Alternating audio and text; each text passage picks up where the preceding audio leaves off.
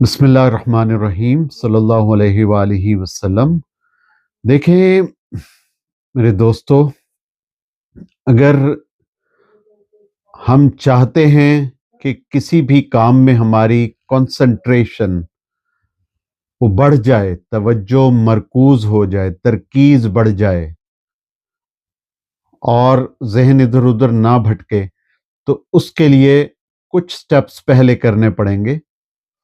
اور سب سے پہلا سٹیپ یہ ہے کہ اس کی دل میں نیت پیدا کریں، دل میں اس کام کی نیت کر لیں۔ دوسرا سٹیپ یہ ہے کہ زبان سے اس کام کی نیت کر لیں، اور تیسری بات یہ ہے کہ اس کام کی آپ پلاننگ کر لیں۔ تو اس کام کی جو پلاننگ ہوگی، مثال کے طور پہ نماز پڑھنی ہے تو نماز کی آپ پہلے دل میں نیت کریں گے کہ میں اللہ تعالیٰ کے اخلاص کے لیے پڑھنا چاہتا ہوں۔ پھر آپ اس کے لیے آپ وضو کریں گے، پھر آپ زبان سے نیت کریں گے، تو زبان سے نیت کریں۔ پھر اس کے بعد اس کی پلاننگ کریں کہ پہلی رکعت میں کیا پڑھنا ہے، دوسری رکعت میں کیا پڑھنا ہے، تیسری میں کیا پڑھنا ہے، چوتھی میں کیا پڑھنا ہے، اور اس نیت کے مطابق آپ سمجھ کے پڑھیں تو آپ کی کنسنٹریشن زیادہ بہتر بنے گی۔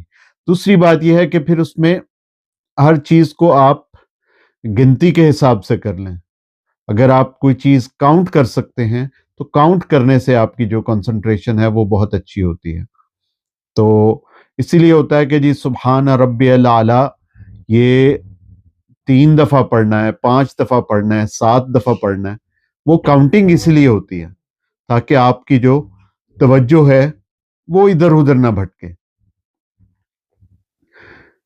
اسی طرح کوئی اور آپ نے کام کرنا ہے، اس میں آپ نے کوئی نہ کوئی کاؤنٹنگ کرنی ہے۔ ہاں، اگر آپ نے پڑھ رہے ہیں آپ اور پڑھائی میں آپ نے اپنی توجہ مرکوز کرنی ہے، تو سب سے پہلے آپ کو نیت کرنی پڑے گی کہ میں نے یہ کتاب پڑھنی ہے۔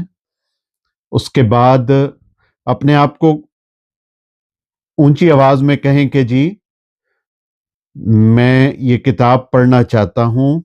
پھر اس کے بعد آپ اپنا ٹارگٹ سیٹ کریں، اور پھر ایک وقت میں ایک چیز کریں، ملٹی ٹاسکنگ نہ کریں۔ اگر آپ کو کوئی توجہ کا مسئلہ ہو رہا ہے تو ایک وقت میں ایک چیز کریں، اور جب آپ ایک وقت میں ایک چیز کو توجہ دیں گے تو اس کے بعد پھر آپ نے اس کی جو کاؤنٹنگ ہے نا، کہ مثال کے طور پہ میں نے 1 گھنٹے میں